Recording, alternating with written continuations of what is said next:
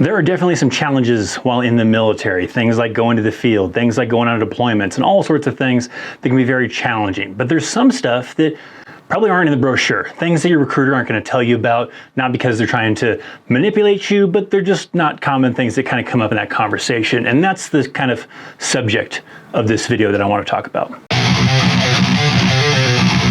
What's up, my friends? Welcome to this video where I want to tell you about some things that, aren't the greatest about the military, things that can be very challenging at times, definitely, that you may not discover until you actually get in the military, unless you're here watching this video, and then you're going to have that little bit of heads up. If you're looking for more of that kind of advice and tips from an Army veteran like myself, make sure you're hitting that subscribe button. But let's get into things and let's talk about some of that stuff where, hey, you're not going to know about it until it kind of comes about and you're like, oh, they didn't tell me about this. One of those is, especially in the Army, and maybe even in the military in general, but from my perspective, from the Army perspective, it's very challenging at times to make plans after work, right? Because it's not like a normal day job that you have on the civilian side where hey, I have to be at work at 7:30 and I get off at 4:30 or whatever the case is.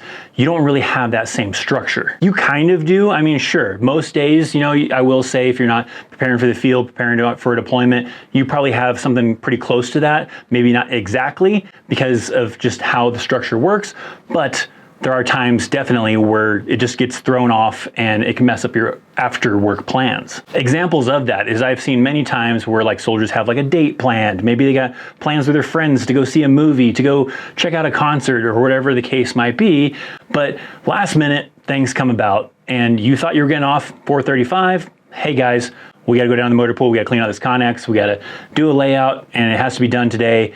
And now we're stuck working until 7, 8, 9 o'clock, whatever, until it gets done. I wouldn't say that it's like that all the time, but it does come up randomly, all right? There will be times where, yes, you know that, hey, this week's gonna be busy because we're getting ready to go on a deployment, we're getting ready to go to the field, and there's a lot of things that have to happen. So yeah, we're probably gonna be stuck working late for the next couple of weeks until we actually take off to do what we gotta do or we get things done. But then there's just other times where random stuff comes about, right? Maybe you had a really chill day, not a lot was happening. Last minute, it was getting pretty close to quitting time.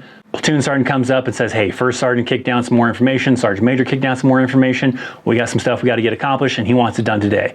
So now your plans are screwed. You got to stay late and you got to continue doing what you got to do. Can that happen on the civilian side? Sure. But typically on the civilian side, you at least know you're probably going to get overtime. You're probably going to get comped it. In the military, no, you just got to do what you got to do. It's your job. You're kind of on call 24/7. So you can pretty much work 24/7 and these things kind of come about. Is it the end of the world? No, but it definitely does throw a wrench in your plans and you have to push things off. So it can make things challenging sometimes, especially if you had tickets already for a concert and you can't go and tell your platoon sergeant, oh, hey, platoon sergeant, I already got tickets to this badass concert that I wanted to go to. Think I could just dip out and go to the concert? Otherwise I'm gonna be out this money? Hell no. You're stuck doing just like everybody else has to do, doing the work, and you're just out that money that you paid on those tickets. That doesn't mean don't make plans. Just know that sometimes those plans can get ruined. Not always, but there's times where they can happen. I've definitely had some times where I had planned for meeting up with someone for a date, and then I had to let that person know, hey, sorry, can we move it to another time? It sucks, but it happens. And for many of my veteran viewers out there, or people currently in the military, I want to hear down in the comment section, is there something that you had planned that was awesome that got screwed up by these last minute plans and you had to stay late and everything got ruined? Let me know down in the comments. There's an expression you'll hear in the military called hurry up and wait, right?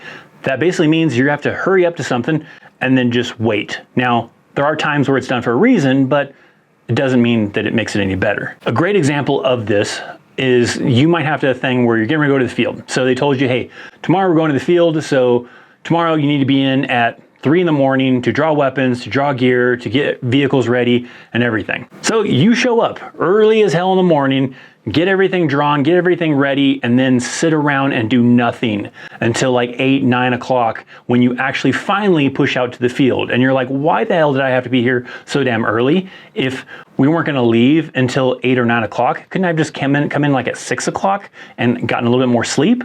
No, the reason why they like to do it that way is to have a buffer room for any kind of mistakes. So if something goes wrong, something doesn't work out as planned, they got a little bit of buffer to work with to still accomplish the mission on time, instead of just being like, hey, we only need this amount of time, and then something gets thrown in the mix that they didn't expect, that screws everything up, and now they're late to doing what they had to do to accomplish that mission. So it feels very unproductive, right? It sucks. You probably could have used your time more wisely, right? You could have gotten extra hours of sleep, you could have gone to breakfast, you could have all sorts of things, right?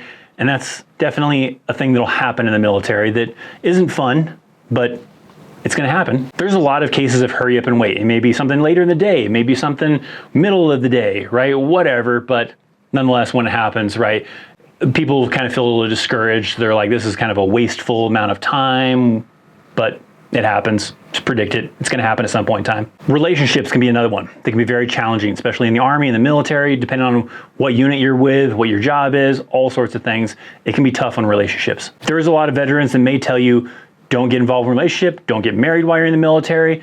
And I won't say that's good advice, right? They probably had bad experiences. Maybe they had a really good friend that had a bad experience, but I wouldn't say don't get involved in a relationship or don't get married.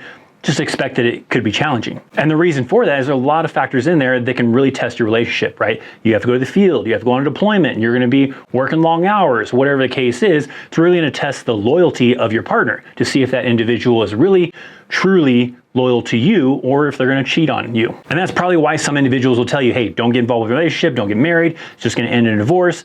Probably because they had that situation where they found that their partner was not loyal to them. Their partner was not someone that could, prevent themselves from cheating or whatever the case was. And they ended up ultimately getting a divorce. And so they got a lot of bad history with their time in the military involving relationships. So they tell people, hey, don't get married. If you're gonna be in the military for a long time, that'd be horrible advice, right? Do you wanna wait until you're 40 something years old before you actually start a family? No, right? So you just have to know that there's possibly gonna be some bad apples out there. You're possibly gonna get involved with someone in a relationship and they can't handle you being gone for a couple weeks. They can't handle you being gone for a couple months, or hell, maybe you're on a deployment and they can't handle you being gone for several months. And then Jody comes in. Jody is the person you don't want hanging around with your spouse because they steal your spouse. But the military can really be a true test, because there are definitely some people out there that do have success stories that say that, yes, I did meet my spouse while I was in the military, maybe prior to the military, and they hung with me through thick and thin, through all of it, and we're still together, and we got multiple kids and whatever, and they have success stories. And that's no different than on the civilian side, because on the civilian side, that stuff can happen too. There probably is a higher percentage on the military side because of a lot of other factors that can really be stressful on that relationship, but nonetheless, it happens on both sides, and it's a real true testament of if your relationship is going to hold up through time. So it doesn't mean don't get involved in a relationship. It also means don't rush into a relationship, because there's a lot of that too. There's some people that rushed into relationships because they're about to deploy, because they wanted to get the hell out of the barracks. So they rushed into things, got married, and they didn't really kind of test that relationship just yet. And then things go to hell because they go on a deployment, they go to the field for a month or whatever.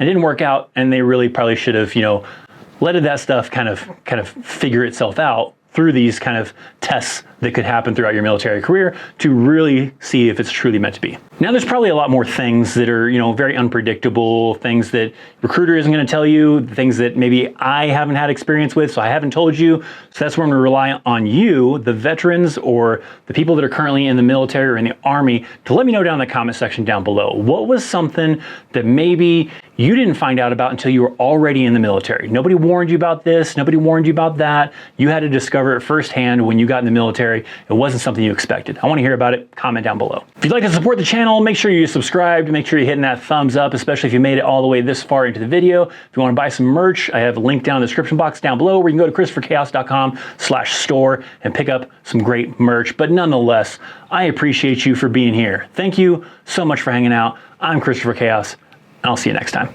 See ya.